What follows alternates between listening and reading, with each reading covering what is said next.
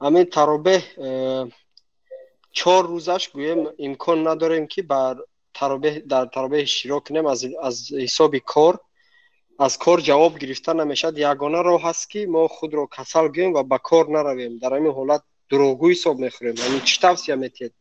یعنی که ما دیده برآمدیم، حساب کرده برآمدیم، پلان کاری 4 روز باید. بعد 4 روز میتونید؟ بله استاد. بعد 4 روز میتونید؟ بله، در همین بین گویم از 10 روز رمضان 4 روز پای هم ما اشتراک کردن نمیتونیم، از سبب که بگاه کار میریم در بینش. به همین خاطر بعد از بله از گویم از هفته می اومدگی از 10 چسلو از 10 مارس. بله هیچ گپ نداره. اگر هم اشتراک کردن نمیتونیم، بعد از اون با روزهای به مثل روزهای دیگر آزاد هستیم.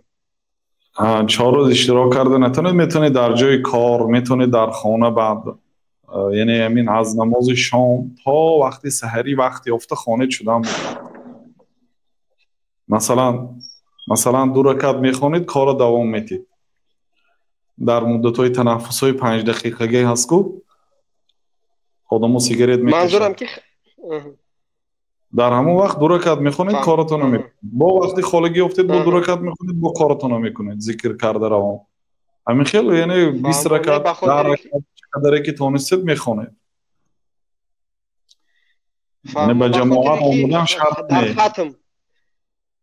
در ختم اشتراک کردنیم تا جایی که من بار فهمیده بودم، وقتی که ختم رو باید گویم قضا نکنی، پای در هم باید 30 روز در ترابه اشتراک کنی تا که ختم قرآن قبول شود. به همین خاطر خوب میشه اگر به تأخیر اشتراک کنید، خوب است. امکانیت پیدا کنید تا پر اشتراک کنید. فهم استاد، جزاک الله خیر.